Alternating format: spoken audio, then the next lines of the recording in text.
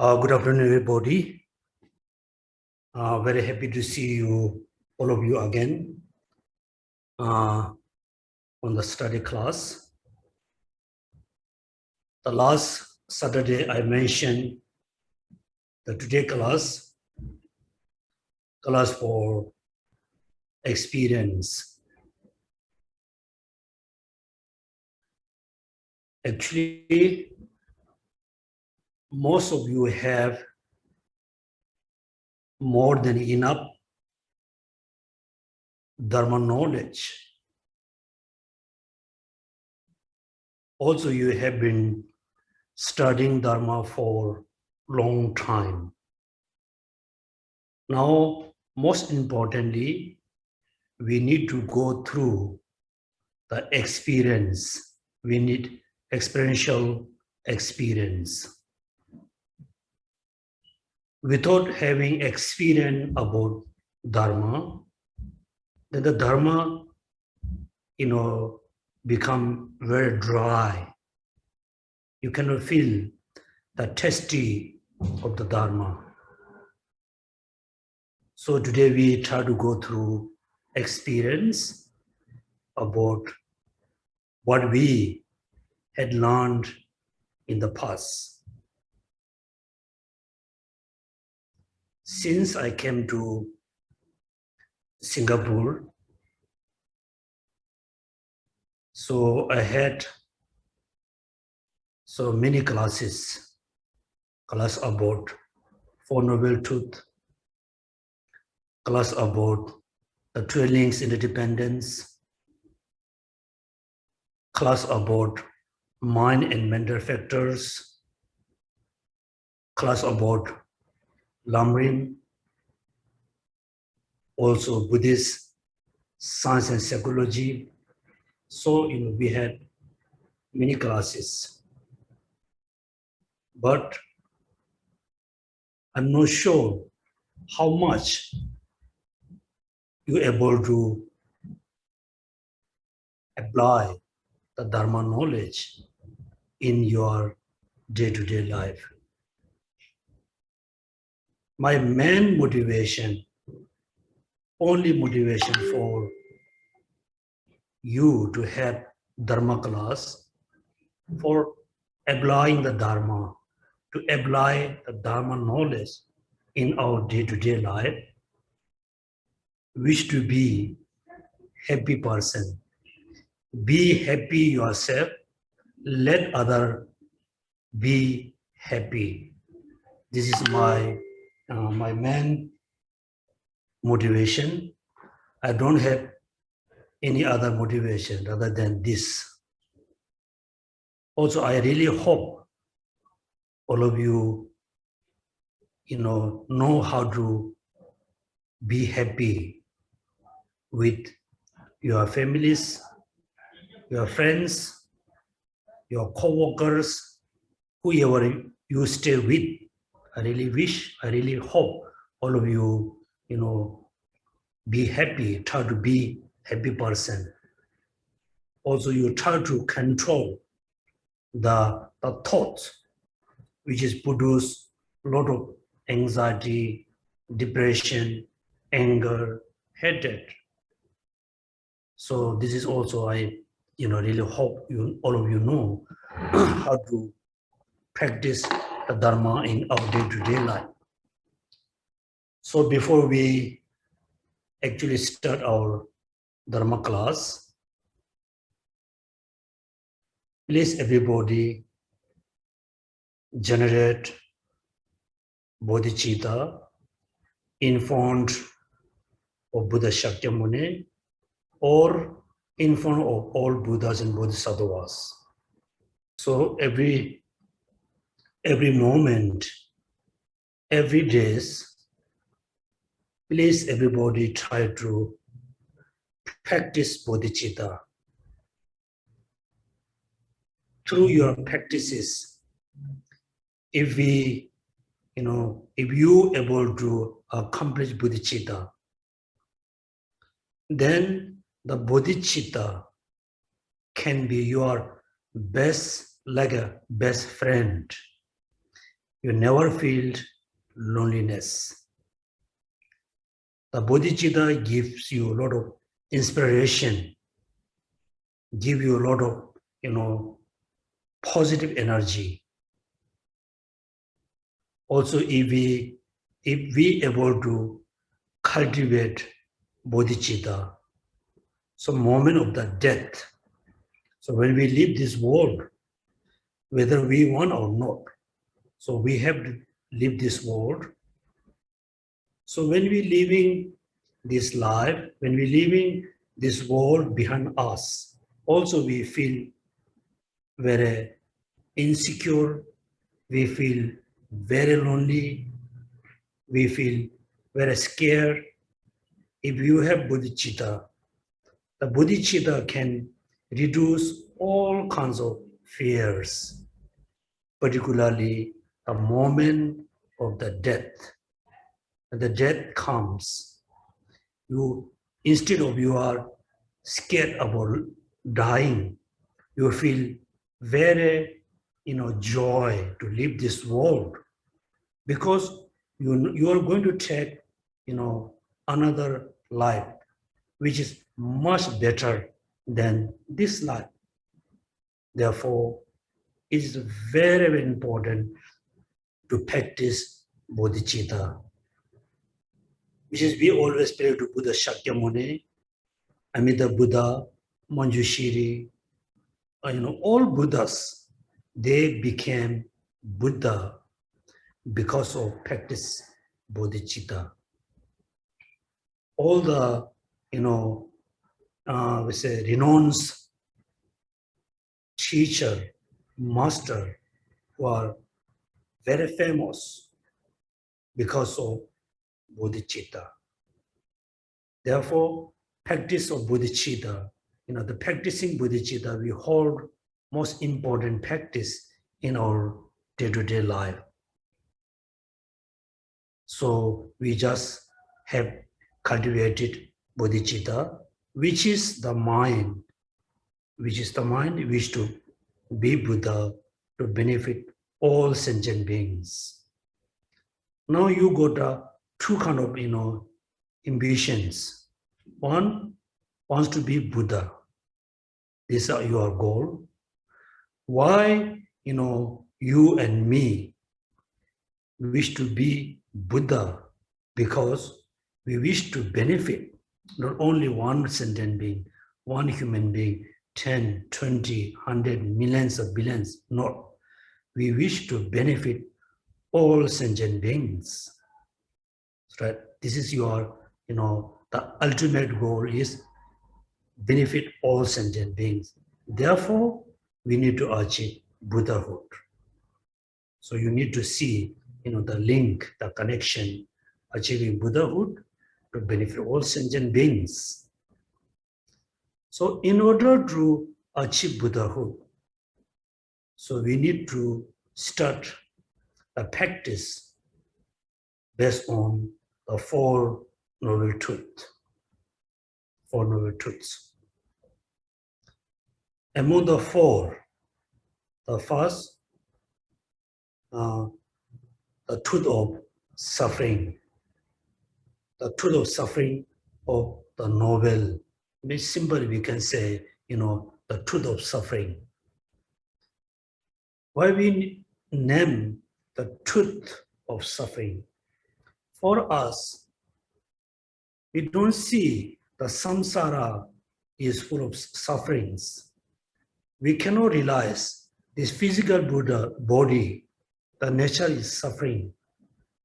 But the Arhat, they can see the samsara is full of sufferings, full of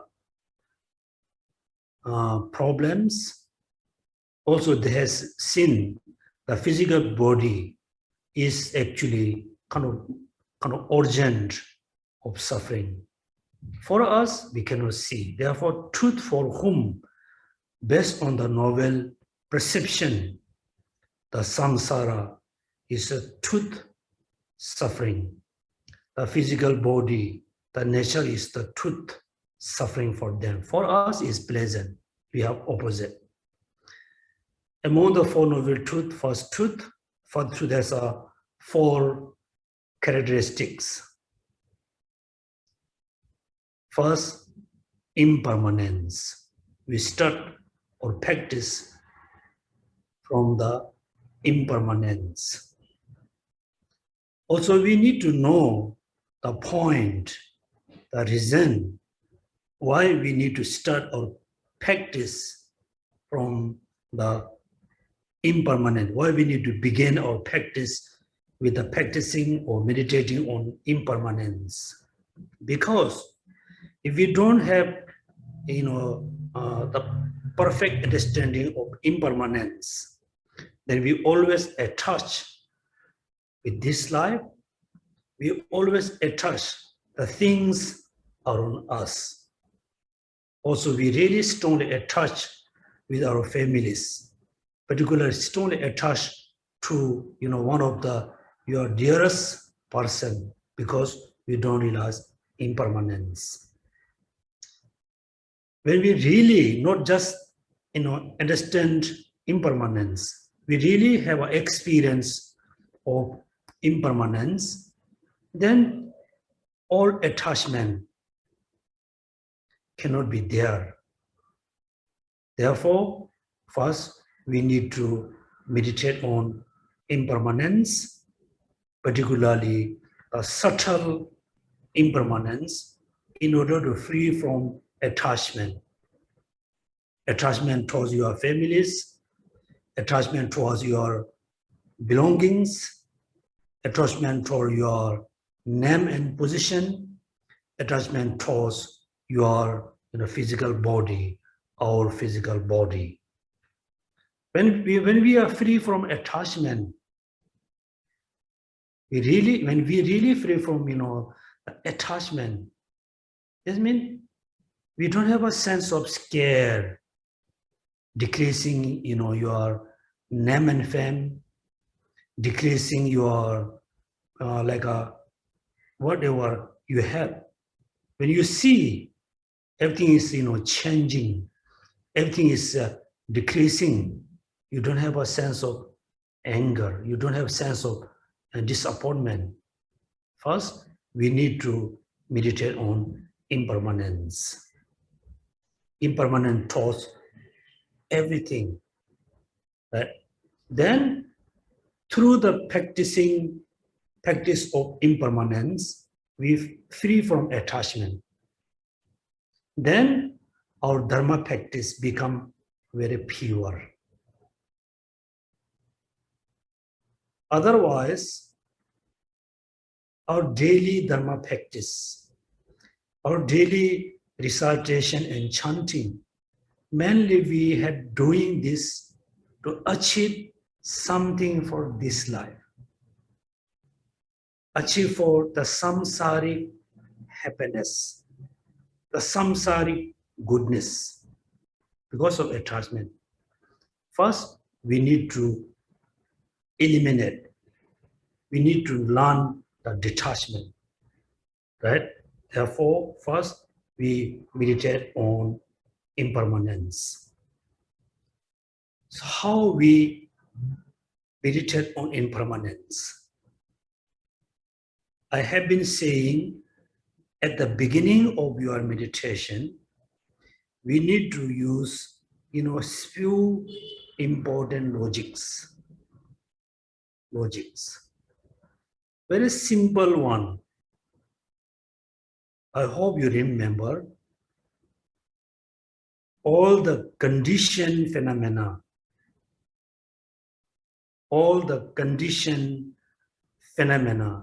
which depend on causes and condition, subject to change.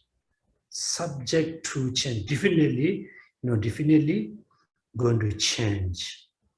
Our life, our health, our property, our name, our fame, our physical body, everything going to change, because depend on causes and condition. This is the logic. The things which is depend on causes condition never be permanent.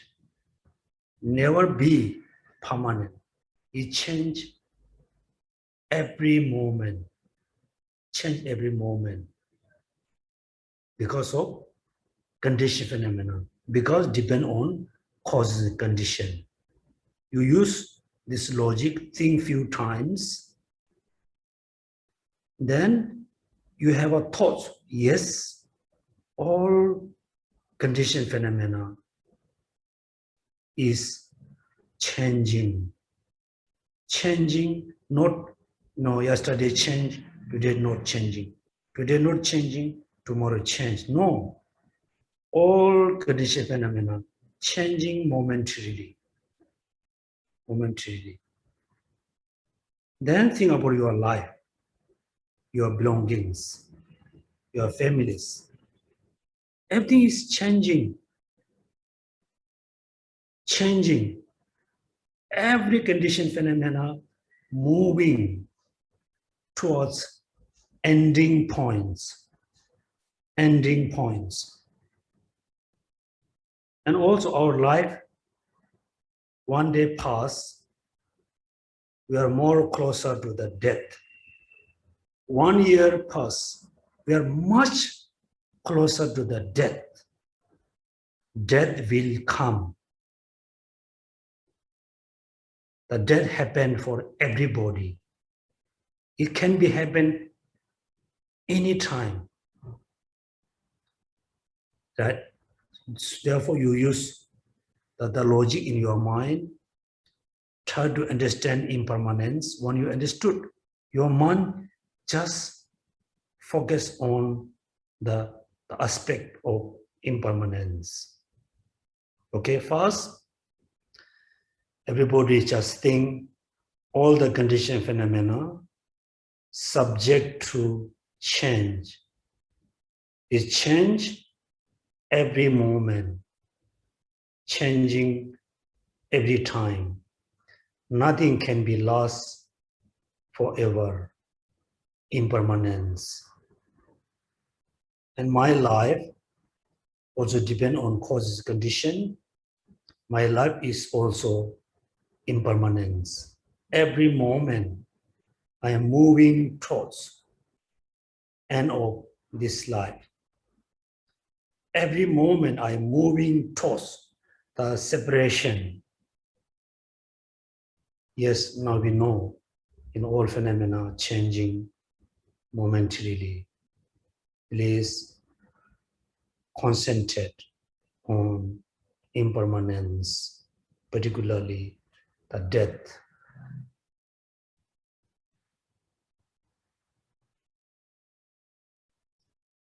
Now you slowly think about end of your this life, how to end.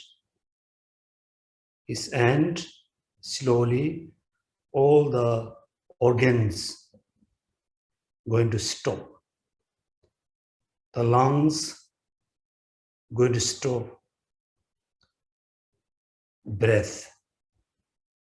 The heart going to stop to produce or pumping the blood in your body. Or your five senses cannot function anymore.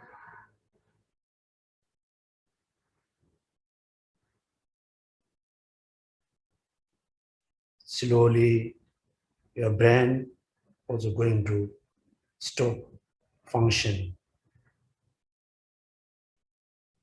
Death.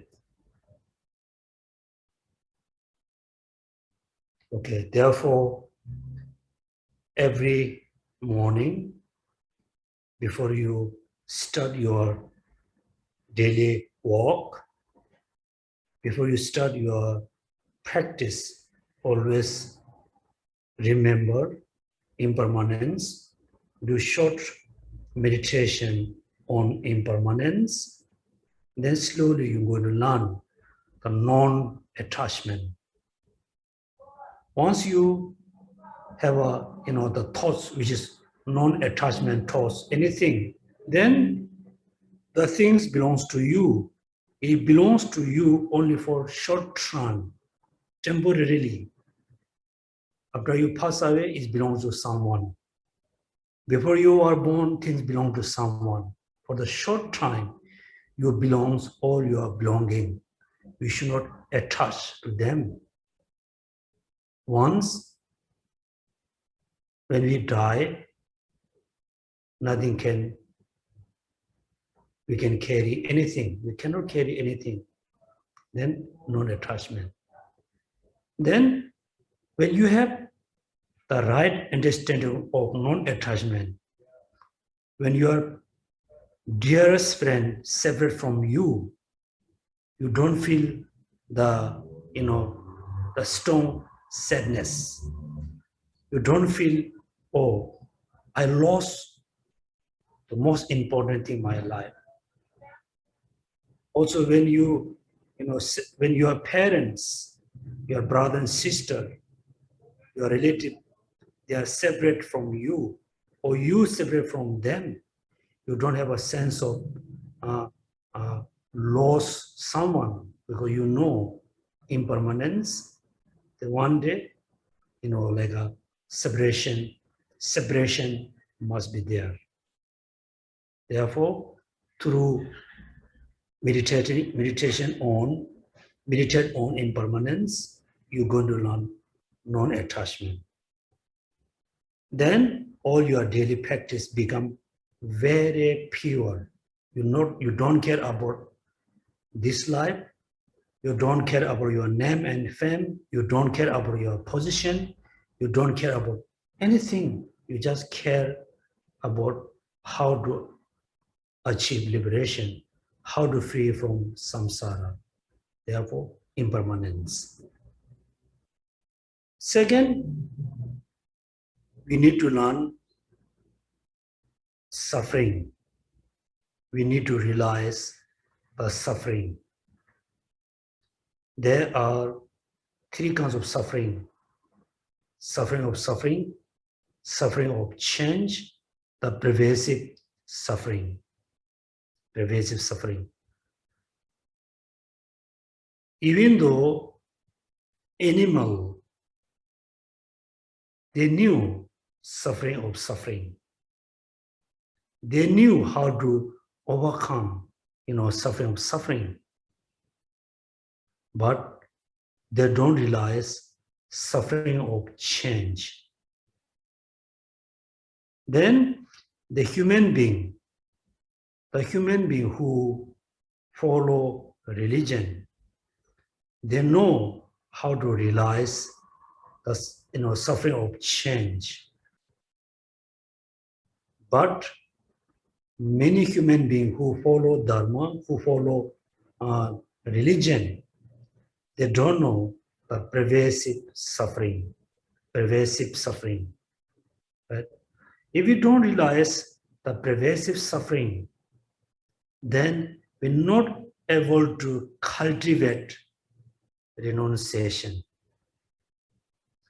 Yes, everybody don't want to take a rebirth in lower realms. But we always do a lot of prayers. We do a lot of good things to born into higher realms. That means our mind is very attached towards the higher realms, good rebirth. That means you don't realize the pervasive suffering. When you don't realize pervasive suffering, you're not able to cultivate renunciation. You don't fully renounce with the samsara or samsaric things. Therefore, after you meditate on impermanence, suddenly you need to contemplate the truth of suffering, particularly the pervasive sufferings. The being whoever have the physical body, who whoever possess this, physical body, doesn't matter gross or subtle, they are still bound in samsara. They never ever be free from suffering. For example, you have like a big knife. You just, the knife you just put in your head. Every day you just moving the knife in pieces you put in your head. Of course, you never be, free from suffering because the knife is very deep into your head.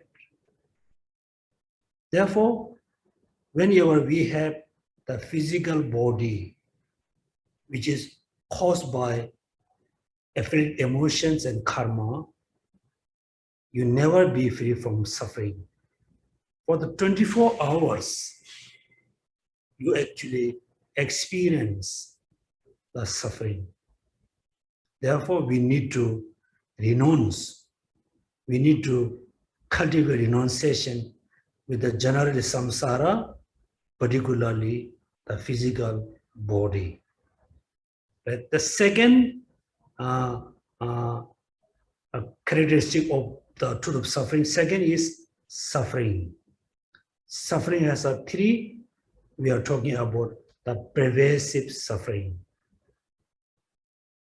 Now, look at in this life, we are human being. Actually, we have everything.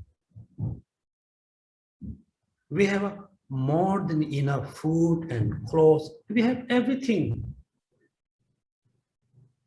But we feel, I am not happy.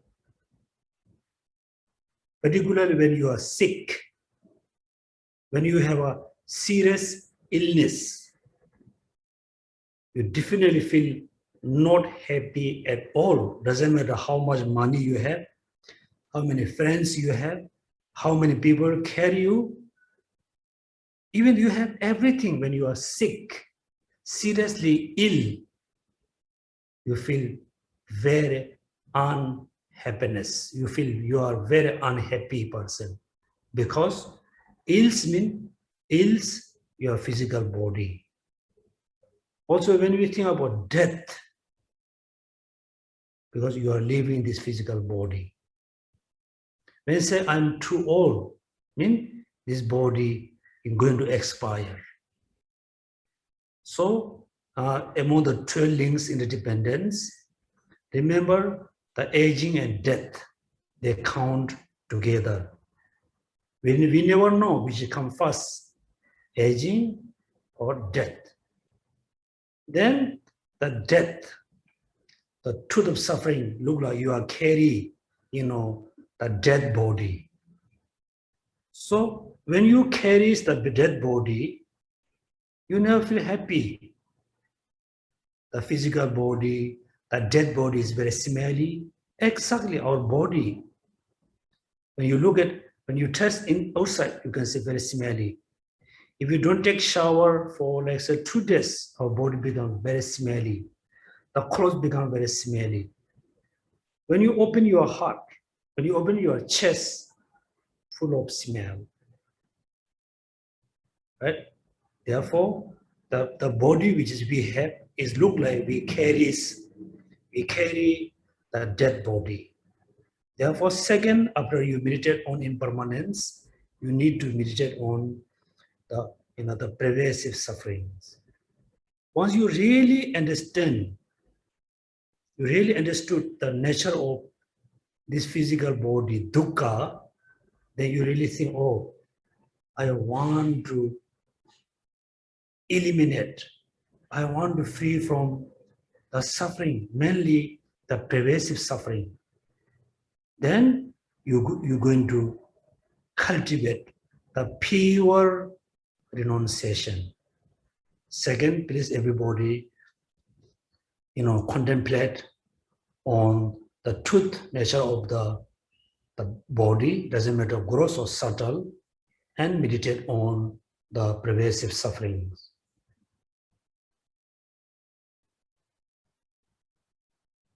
Okay, second is meditate on suffering, particularly the pervasive suffering, to practice, to cultivate renunciation without realizing the truth nature of the samsara. Samsara not referred to the place where we were born. The samsara referred to the physical body. Doesn't matter the gross or subtle, the physical body is the basis of suffering. Suffering, right? How we know most of the suffering, only the mental sufferings, the most of the suffering we have because of the physical body. Because we need house, we need bathroom, we need toilet, we need toothbrush, we need toothpaste, we need soap, we need all kinds of detergent, soap, different kinds of soap, because this body. We need food, we need drink, we need medicine, we need hospital, doctors, nurse, because this body is sick, this body hungry, this body need water, this body need foods. Also, we need car, train, because this body need to move. And the body cannot move for a long time. We need hours. Therefore, we need all the transportations. Even though we very much care our body, very much care. We take a shower, we feed proper food and drink, but the physical body still very unhealthy, give a lot of problems. If we are free from this kind of physical body, the pervasive suffering, then we are really free from all kinds of sufferings. So use this logic, meditate on suffering, particularly the pervasive suffering. So these two practices, these two meditations, meditation on impermanence, meditation on the pervasive suffering, is bringing you to how to cultivate renunciation. Particularly first meditation on impermanence, it teaches you how to non-attachment, how to detachment, right? That means how to free from attachment. Then second, meditate on the pervasive suffering, teach us how to renounce with the samsara. Samsara refer to the body which is caused by affect emotions and karma. Right? This is second, is very important, meditate on the truth of suffering. Then third, among the four characteristic of the truth of suffering, the third is empty. Fourth is selflessness.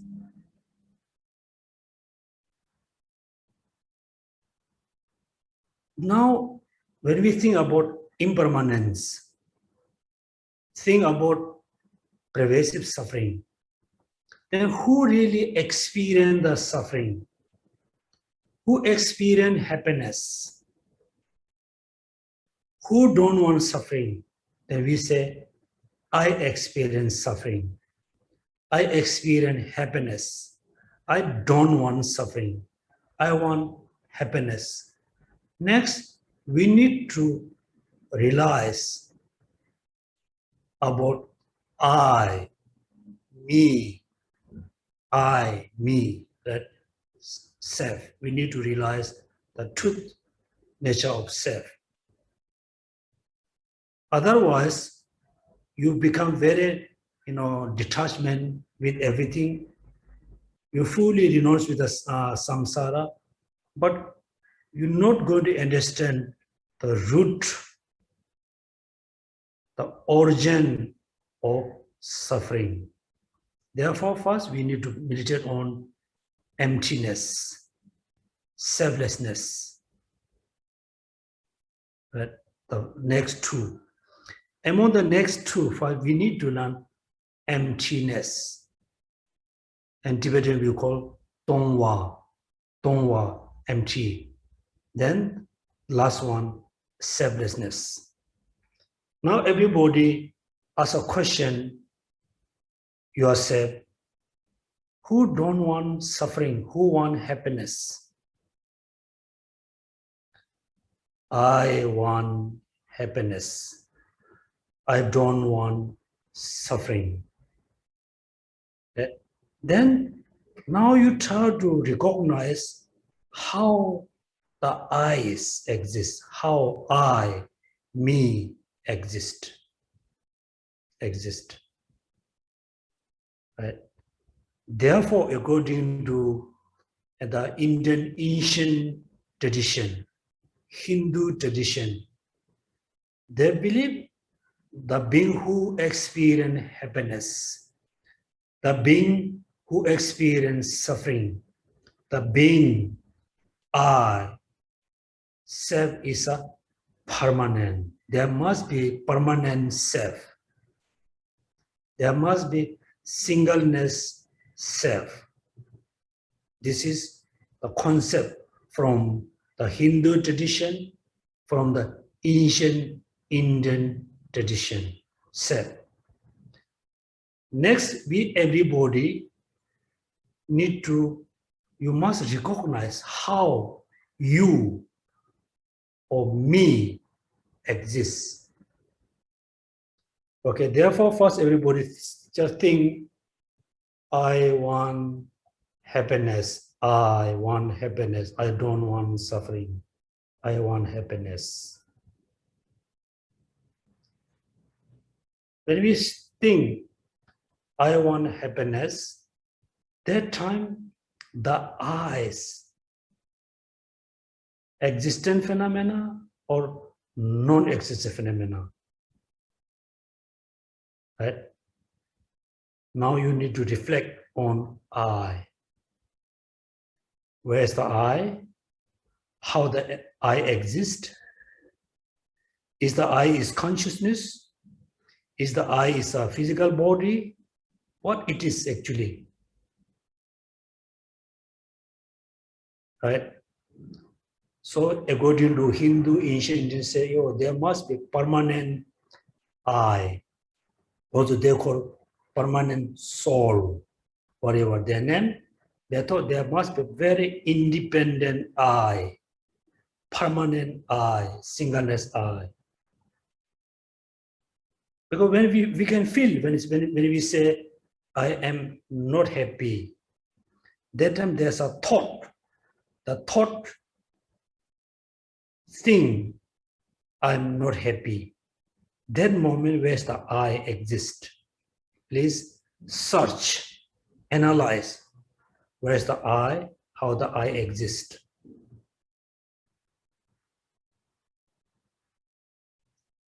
Okay, now when we try to recognize how the I, when we say I am, I, me, whatever you name, self, when we analyze, sometimes we feel the eyes look like thoughts.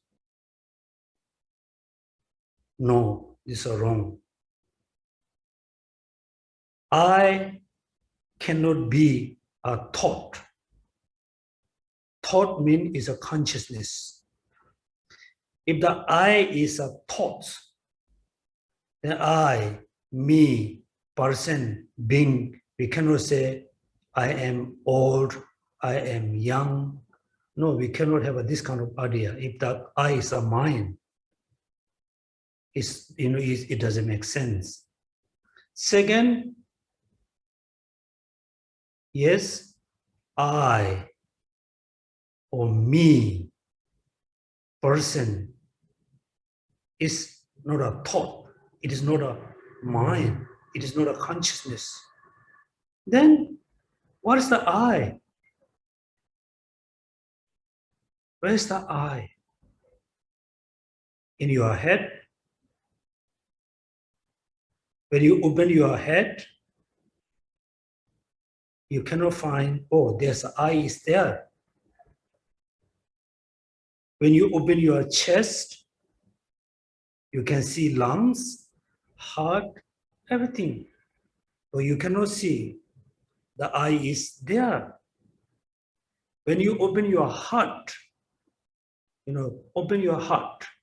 Also within the heart, inside the heart, there's no I. When you analyze your lower part of body, you cannot find any part of your lower body is I. Right? Cannot. Okay, do this kind of analytical meditation about search the I.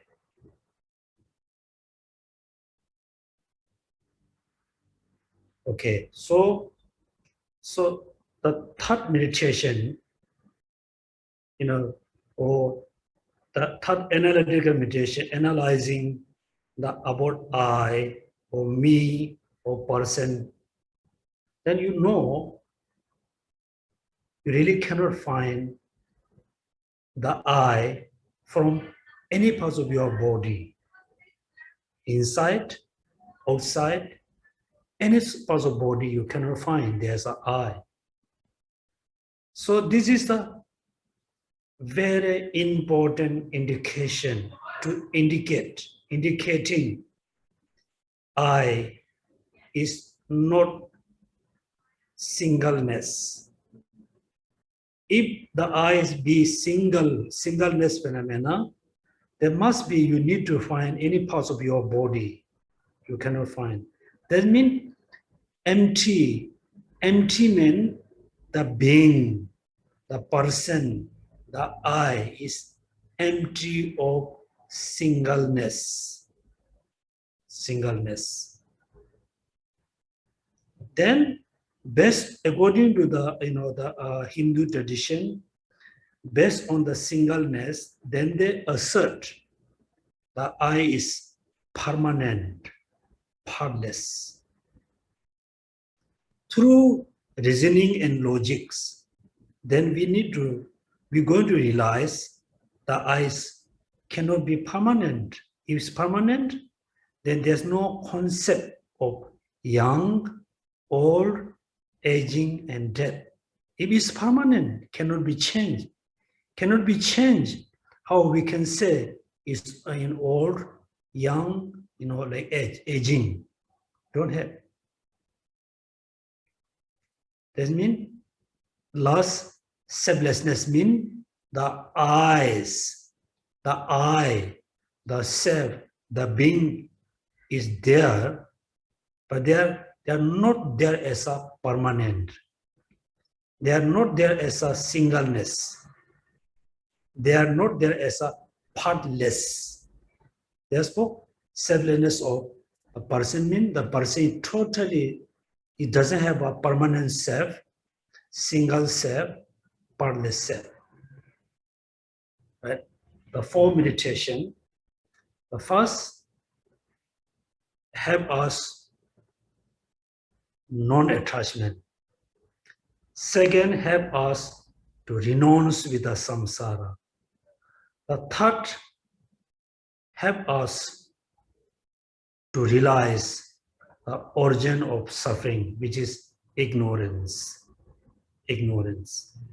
Because we totally ignore, we have a very strong ignorance, not able to recognize the I, the self. Right? Now, the next important meditation. You know, the Four Noble Truth. Among the Four Noble Truth, then origin of suffering. Among the four, second, origin of suffering. The I don't want suffering. Then the suffering has a cause or not. The suffering arises from causes and condition or not. If the suffering doesn't have a causes condition, then why we have a suffering? If the suffering arises without causes condition, then the suffering must be always there, right? So this is not the case. Sometimes suffering arises, sometimes suffering disappear. It's changing. That means definitely there must be an origin of suffering. There must be a cause, primary cause of suffering. Right? So what are the primary cause of suffering? Then, as usual, I said two. The karmas, doesn't matter positive or negative karmas. Both karmas arise from any of the afflictive emotion. All the afflictive emotion arise from ignorance. But based on realizing truth of suffering, that you're going to enter into origin of suffering, particularly ignorance. So please, everybody must remember, the first step, second, third, fourth. These four meditation together lead you to understand the origin of suffering, karma, affect emotions, particularly ignorance, right? Therefore, the whole point of the wisdom chapter is mainly let us know that ignorance is the main principal root, origin of suffering and suffering. We need to stop the ignorance. How? Then, recognize or identify the object of negation, which is negated through reasoning logics. Right? So I hope now everybody can understand, wow, it is very important to realize emptiness, to stop ignorance, because ignorance causes affect emotions. Affect emotion cause karmas. The karma cause suffering. But the nature is suffering, but we still attach on it because we don't understand impermanence, we don't understand the truth of suffering. But the non-attachment, having the pure non-attachment, not easy at all. Because we human being, very easy to become extreme. Very easy to become extreme. Somebody, come closer to you for a few days, always nice to with you.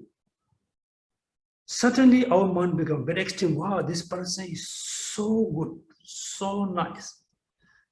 Very quickly you attach to this person. When you attach to the person, it's not easy to get out from the attachment. Attachment become more deep and more deep and deep. Not easy to get out from attachment. Attachment towards your belongings. Attachment towards your families. Attachment towards your, husband, wife, life partner. Not easy at all. Today you're able to get out from attachment. Tomorrow you go back, you goes back to attachment again. Right? So you should not think, it's quite easy to, be detached with things through meditate on impermanence. It looks easy, it's not easy to detach with the things. Right? So now can you see the point to identify object of negation? Negate the negation to realize emptiness. Okay, here we should have a little time for discussion. So maybe you have a doubt. Somebody think, oh, I need more, clarification about this point and that point. Please feel free to discuss. Brothers and sisters, now we are open the floor for discussion. Geshe-la, there is a first question. Yes, please. The question reads like this. Geshe-la, I can understand the selflessness, emptiness of self. Then how the emotional, such as anger, sadness, arise? How do I meditate on the anger? As a foundation to control your anger, attachment, hatred, the foundation is meditate on impermanence. Impermanence. For example, you saw what a very beautiful butter, what do you call butter flower? Butter flower, butter flower. It's quite common to see in Tibetan society, in Tibetan monasteries. Or none. When you go there, there's a lot of beautiful butter sculpture. It's really look very fresh. It look like real flower. So if you don't realize this is made of butter, you have a very strong kind of, admiration, attachment. Then if second you notice this is made of butter, then if the butter has a strong kind of heat, all the butter flour going to melt. So attachment is the basis to arouse anger, hatred, jealousy, everything. So when we get anger towards someone, so you are very angry with someone, very angry, right? That moment, if you really realize, oh, the person whom I'm very angry, the person is impermanent. He or she can survive for a few days. We never know. Then you think, there's no point to be angry with this person. The person is impermanent, permanent. Also, you are very angry with, you buy something, before you bought it, you thought this is a very good quality. Quality is very good. Then you bought it. After you bought it, then you use it, the things, then you notice there are so many problems. Right? Problem. If you think, yes, it's supposed to be good qualities, but it doesn't work very well, it spoils very fast. Oh, because impermanence. Then the anger going to disappear. Through knowing, through realize the impermanence of the object. Then again attachment. When we attach, just everybody think about your own experience.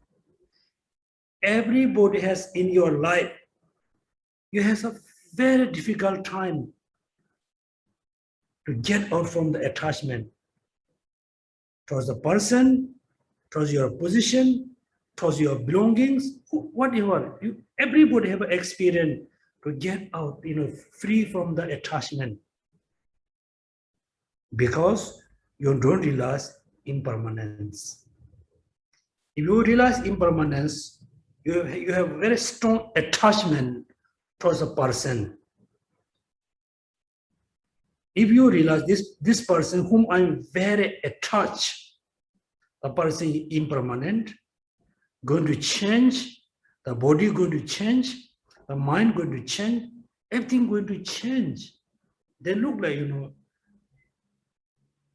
putting stone hits on the butter flower. Looks beautiful, but the heat come, everything going to melt. Right? Therefore, in order to reduce anger, attachment, hatred, the basis of foundation is realizing impermanence. Impermanence. But clear? Clear? This is kind of the foundation is meditate on impermanence. Then particular, very specific antidotes to reduce anger is compassion, love, tolerance, kindness. Kindness. Particular antidotes to reduce attachment is ugliness, essenceless. Essenceless. Also, we sometimes we think, oh, I'm very intelligent. Yes, in a way, we are very, very intelligent.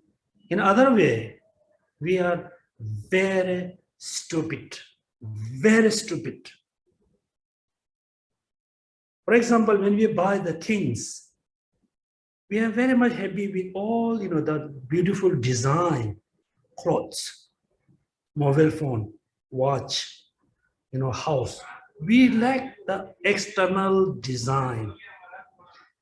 Based on the beautiful design, we we judge. This is really beautiful. You never think inside the functioning things. For example, when we see someone looks very beautiful, man or woman doesn't matter, but we really judge based on the outlooking.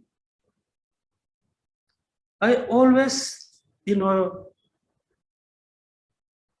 have a question in my mind. When we see someone looks so beautiful, everything's very nice. When you really look at closer to the beautiful person, almost 80% is artificial. Am I really like the person, the real nature, or am I like the artificial one? Therefore, our human being very much judge based on the surface, based on the outlook. We never try to think more deeperly. If you think everything based very deeper level, there's no attachment, no anger, no hatred, no disappointment. You can be free from all kinds of negative thoughts. So have to think more precisely is most important. Any question, any clarification do you need? Vijela, the student replied, thank you very much. Brothers and sisters, if you have further questions, you may raise your hand or unmute yourself to ask question.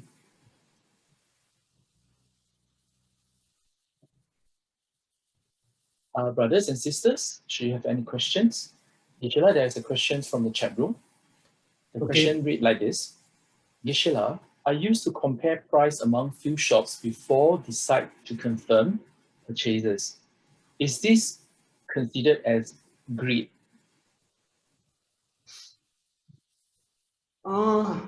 Me too. I'm very precise about when I buy things. It's not greed, not greedy.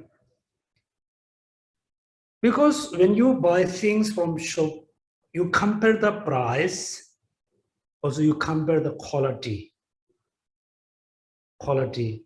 Same quality, different price. Somebody give you the right price. Let's say the best good mobile charge $10. Then you go other shop, same mobile phone, they charge maybe $15 or $20.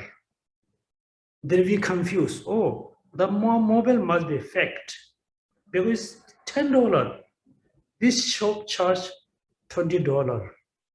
Again, we confuse which is the real, which is fake. Actually, both phone is a real phone, same company. One person charge reasonable price, other person charge more than reasonable. We confuse. So this is, we compare the price, not greedy, because you don't have a, really, let's say, you don't have a lot of money. Therefore, when you buy, you really need to buy, but you cannot pay, that amount of money. Therefore, you're comparing the price. It's not you're greedy. I don't think it's a greedy. Is you more concerned about your financial states. Greedy mean this day, in Singapore, when you go to the COVID center, vaccination center, they give you free charge of hand sanitizer, free charge of mask. So I went to the second vaccination.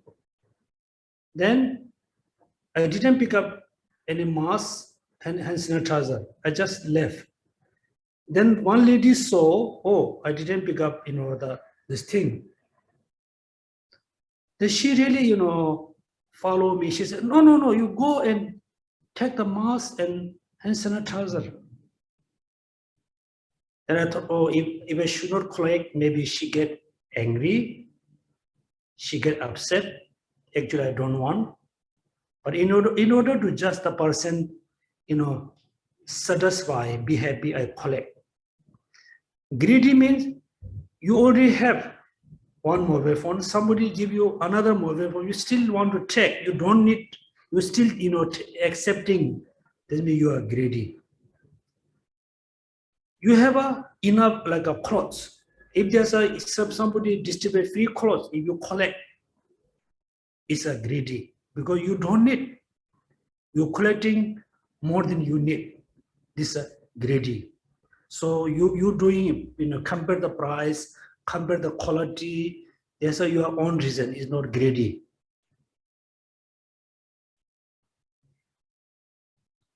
Any question? No follow-up question from this friend, Dharma friend. Next question from Christine Liu. Christine, please unmute yourself.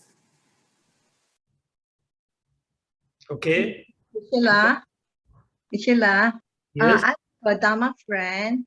She is going under depression now. So as a Dharma friend, I feel a bit helpless on, how to give her advice from the Dharma perspective. Thank you.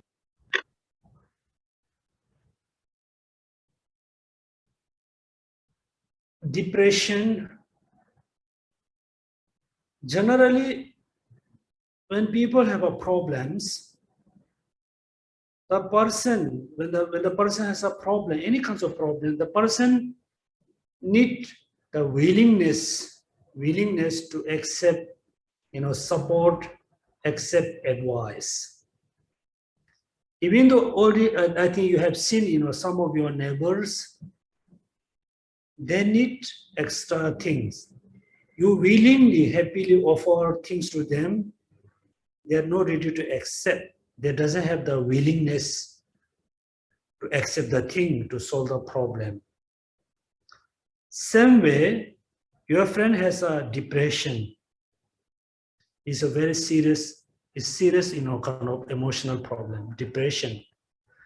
from the religious point of view, dharma point of view, how you can help. There's only two ways. Only I can see only two options.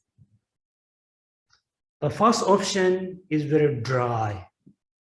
You just do pray, chanting, recitation, think of how to do the triple gem and dedicate it for the person. It doesn't have much. Second, your friend must have the willingness to accept your, advice, idea, or, teaching. If the person doesn't have the willingness, the person mind is totally closed. The person not ready to open the heart to anybody. So difficult. Let them, come out from the depression. So first you need to check, does he or she has a willingness or not to accept your offering. If the person is very open to discuss, then discussion is very important to get out from the depression. People have a depression, but when the experience are same, whoever have a depression, everybody has a same experience, but different reasoning. Totally, somebody, break up with a boyfriend, girlfriend, go depression. Somebody divorce, go depression. Somebody lost job, depression. Somebody lost important, things, depression. Somebody with little, kind of criticizing about depression. But in order to free from the depression, get out from the person need to open the mind, must have a free discussion. What's the problem? Then emotionally you can give a lot of support. Then the person slowly, get out from the depression. Then still the person need another kind of, support. You need to know the reason why your friend has a depression. Depression is a very serious, problem. Because we have a very stupid concept. We say, these are my personal. This is my private. I don't want to share anybody. This is my personal thing. I don't need to tell anybody. None of them, none of the person know about this. This idea is one of the cause have the depression.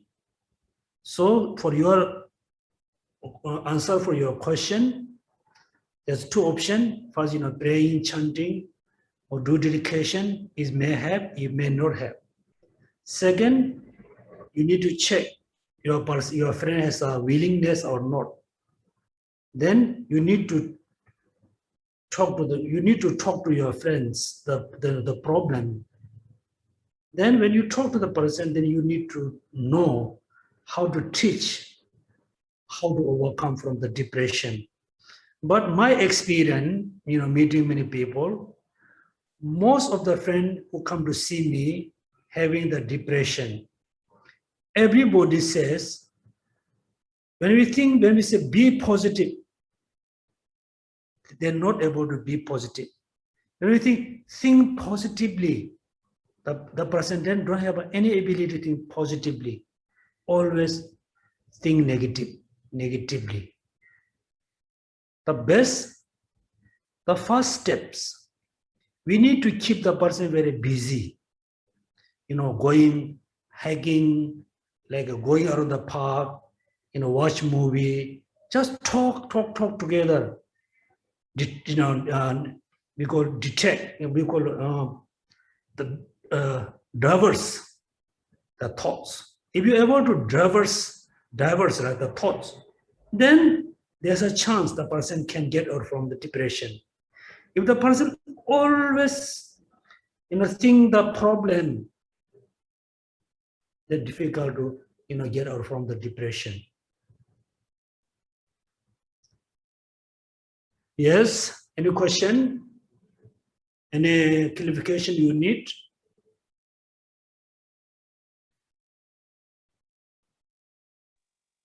Thank you, Gisela.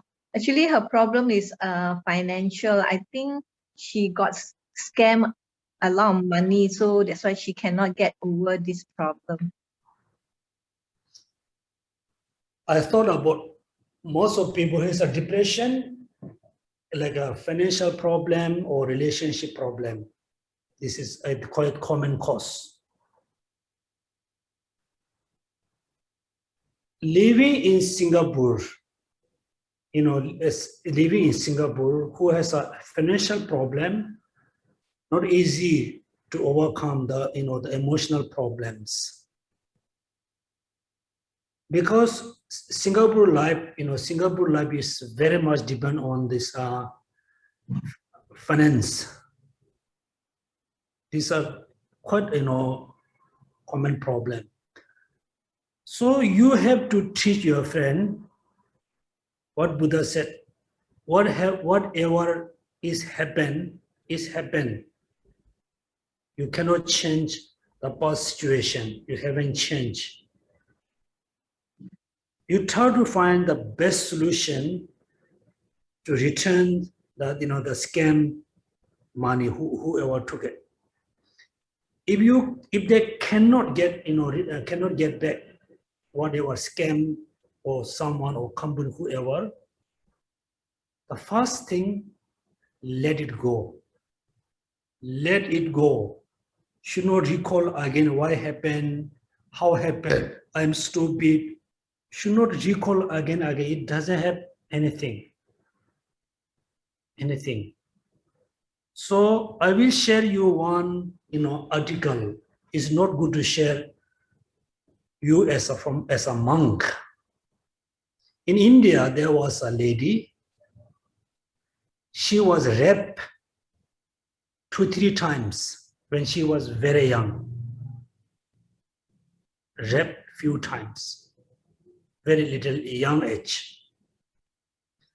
Then somehow she met a man who willing to marry with her. She also liked the man. The man also liked the woman. But the man know, she has gone through all the problems. Still, he think it's okay, I just married with her. Then both they agree to go into married. Before married, they have they try to know each other, try to have a physical relationship. When the man touched with the lady become crazy because she remember the situation when she raped by the man. She cannot. He tried to touch her. She cannot. She become crazy, getting angry, fighting with her, saying all the nonsense thing. Then they cannot marry each other. Then there was another man who know how to solve this problem. Then the man taught the girl, let it go. Let it go. He taught her whatever happened in the past. You should not collect in your mind, should not recall again and again. You need let them go. All the thoughts, don't remember again and again. Don't recall, let it go. Then before them, she visit a few security person. They do a lot of kind of taught a lot of practice. Doesn't work anything.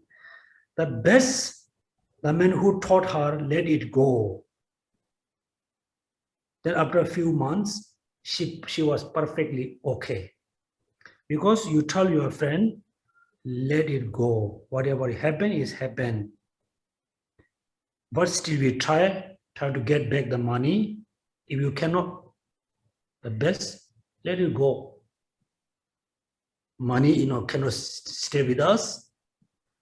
Even though your dear friends, whoever, cannot stay with us forever. One day, we have to leave them, they're going to leave us. Uncertainty, impermanence. These are the best advice. But having depression, not easy to listen. They're not willing to listen. Yeah, therefore, you really need to talk to her very closely, be a patient and talk slowly, then she should be okay. Okay. Thank you, Geshe-la. Welcome, welcome.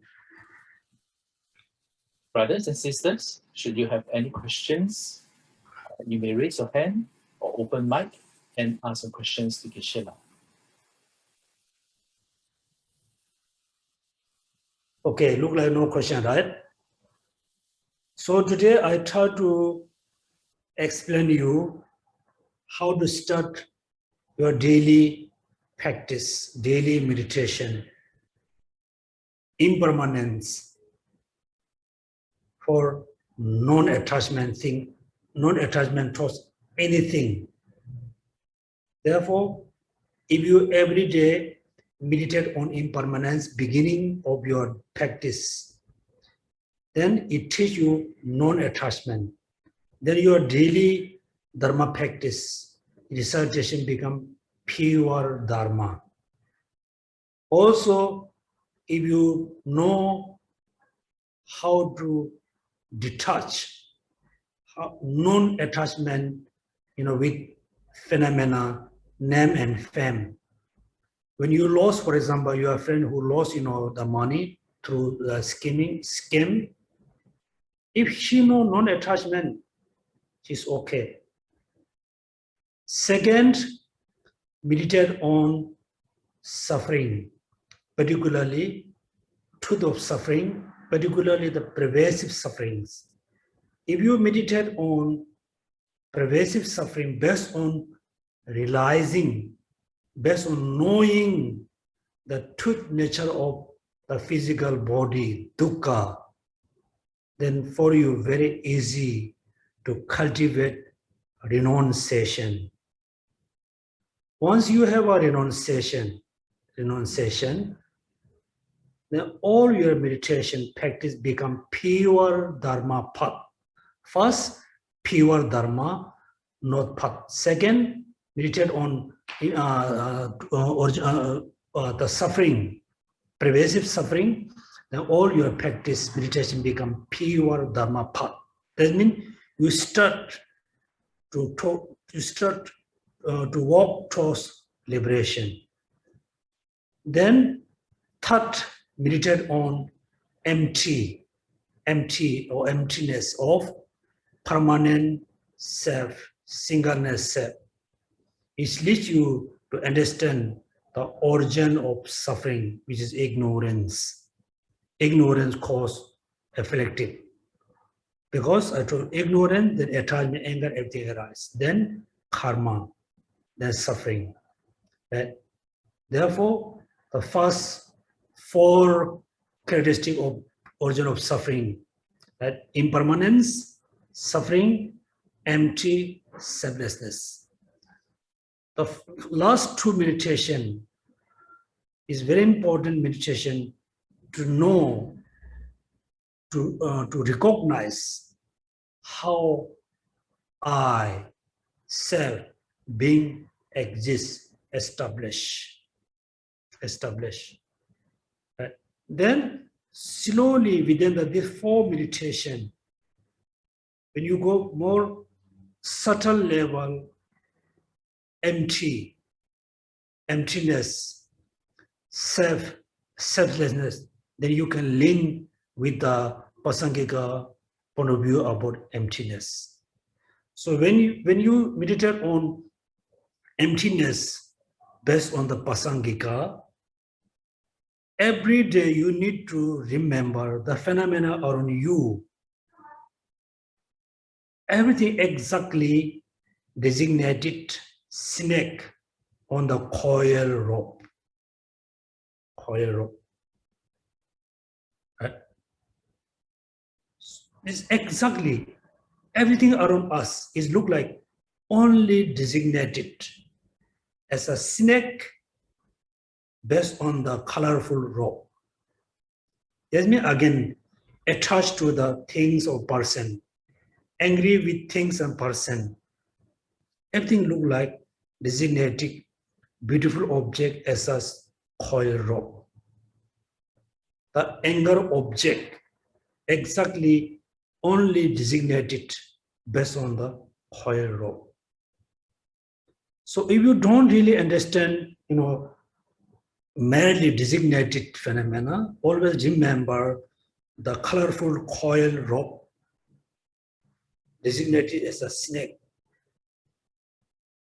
Then slowly you will understand selflessness, emptiness, particularly meaning of emptiness from the Pasangika point of view. Then here two things very important: emptiness and conventional phenomena, merely designated and emptiness. Merely designating emptiness. Two things need to, support each other. When you think about the phenomena totally empty of inherent existence, directly you think this way, indirectly it has a very unique function. When you think about the unique function of the phenomena, indirectly you think empty of inherent existence. That means pot, table, pot and table, both is merely designated.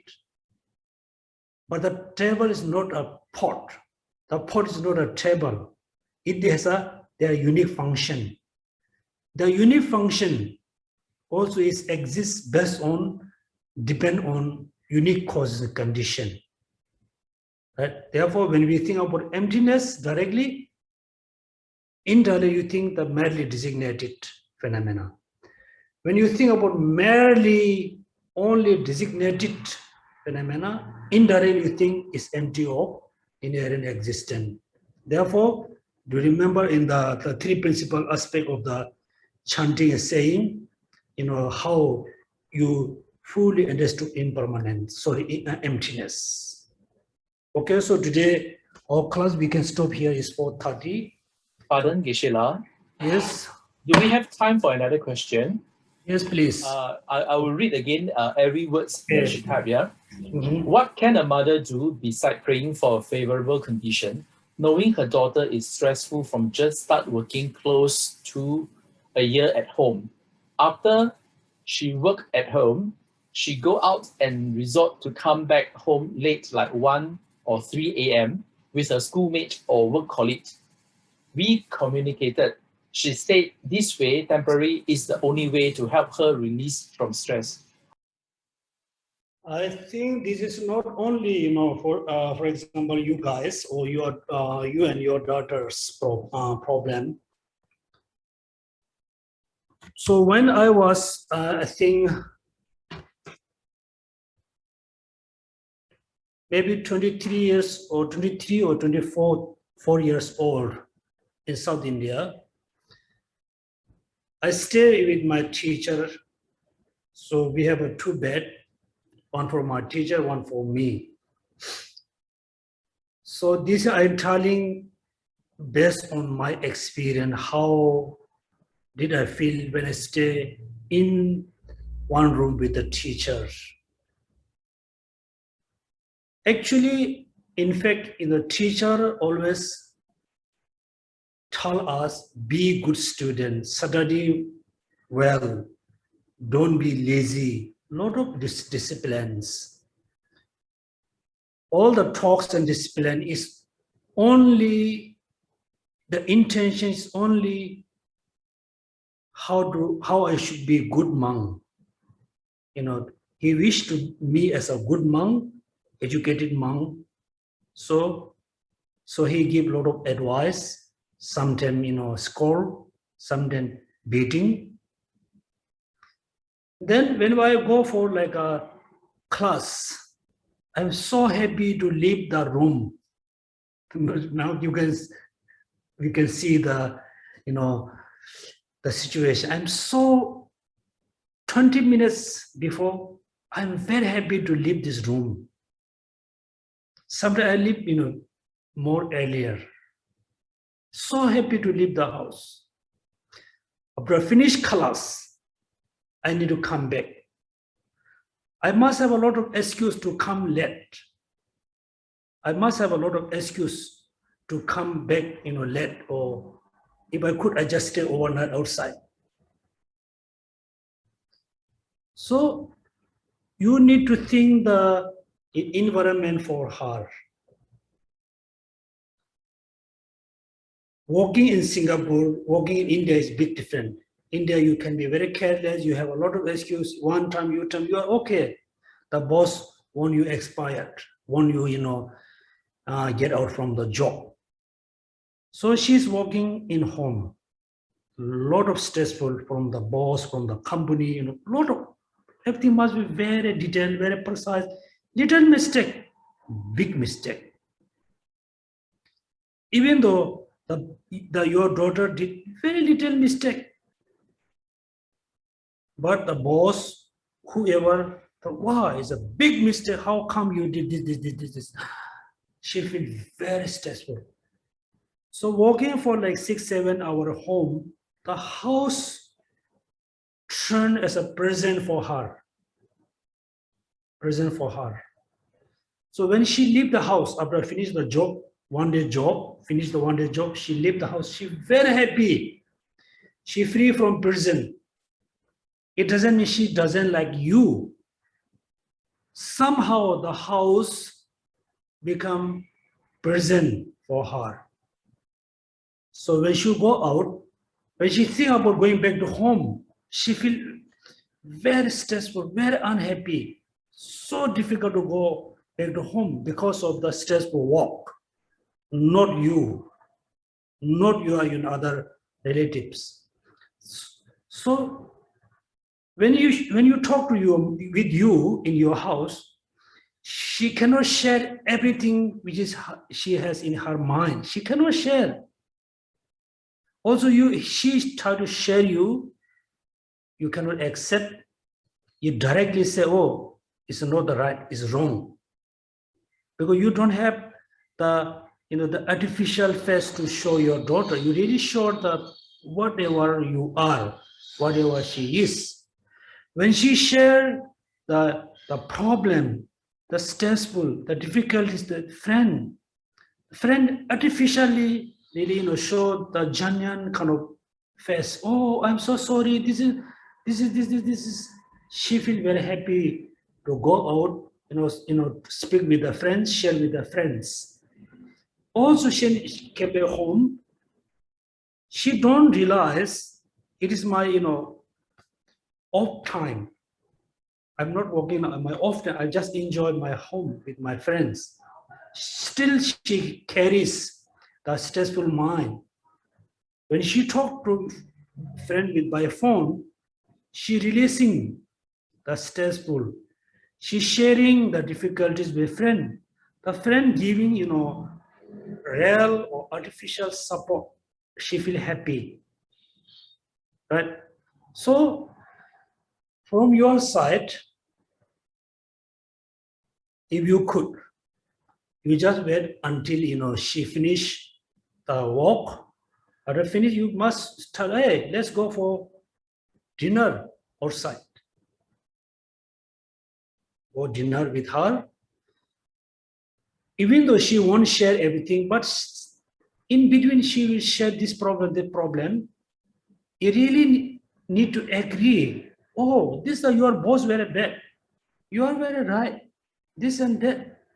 Give emotional support. Then when she come back home, she's still very happy to come back home with the thought, oh, I want to talk to my mom because my mom understand me. It exactly happened with other mother and daughter. The mother has only one daughter, single mother, divorced, single mother. She very protective, too much protective the daughter. then her pure intention for the daughter become very negative. Exactly, the mother says, oh, you should not go out too much, you must come back on time, you should eat, you should not eat, a lot of discipline. Then the daughter thought, my mother doesn't like me. Because the mother doesn't give enough independent.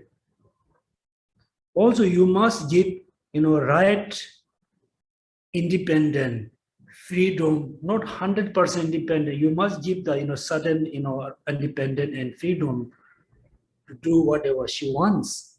Yes, sometimes you cannot accept what she have done. You cannot accept, it's wrong. Still, you have to show it's okay. It's not easy. It's not easy, carrying the children in Singapore. So therefore, you really, need what you must watch closely to your daughter. Also, you need to learn what should talk, what should not talk, how to talk, how much you talk, and try to change the house as a house, not as a prison. It's not easy, still you try. Everything should be okay, but not easy at all. Any question? Now it's almost 4:30. I will stop here. A short one, Gisela. Questions read like this. When layperson keep thinking of life as impermanent, then I think his motivation to study hard this life will not be as strong as their peers. Okay, I'll repeat the question. When layperson keep thinking of life as impermanent, then this Dharma friend think that that person's motivation to study hard in this life will not be as strong as his peers. What do you think? It's not true. I always try to meditate on impermanence, reflect on impermanence. I'm almost busy since morning 5:30 till maybe 11:30, 12. I never become lazy after I reflect or meditate on impermanence. Also, when you reflect on impermanence, you will put more effort about your studying, about your practice, about your daily work.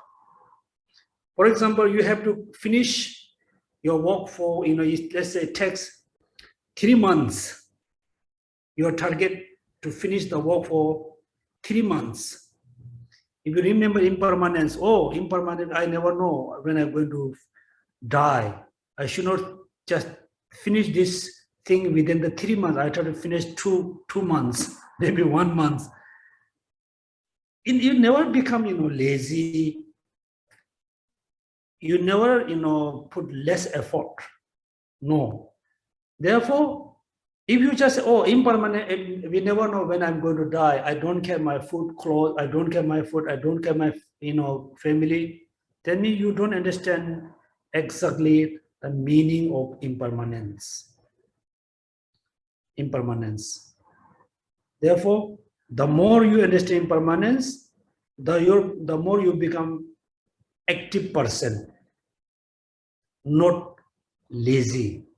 The more you remember impermanence, you become detached, you become more detached person. Therefore, there's no way, you become more lazy. Other people think you are, really not putting enough effort, whatever you wish to achieve. Also, I think, please everybody must understand. So within 1 year, we have a lot of important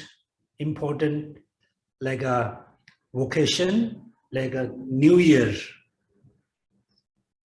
Then we have Vesak month. Then we have a His Holiness birthday celebration.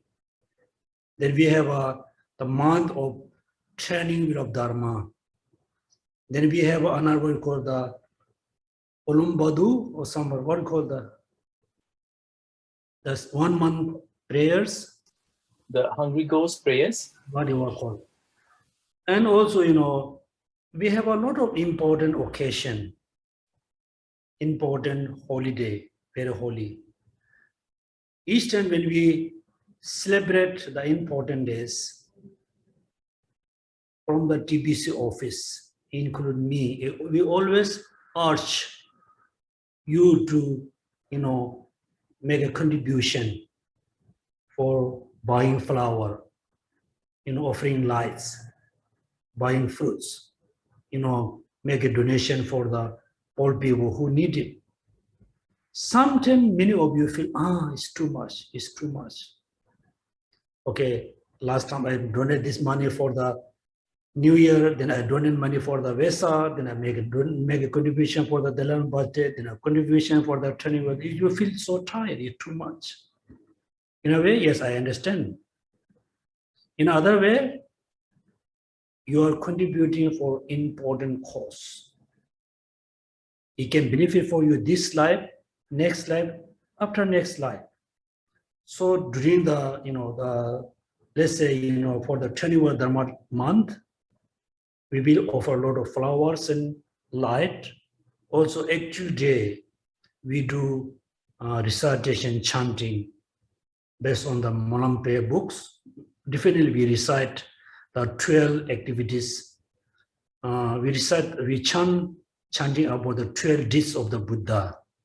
Also, we will recite with the Shakyamuni mantra. This is, the two things happen.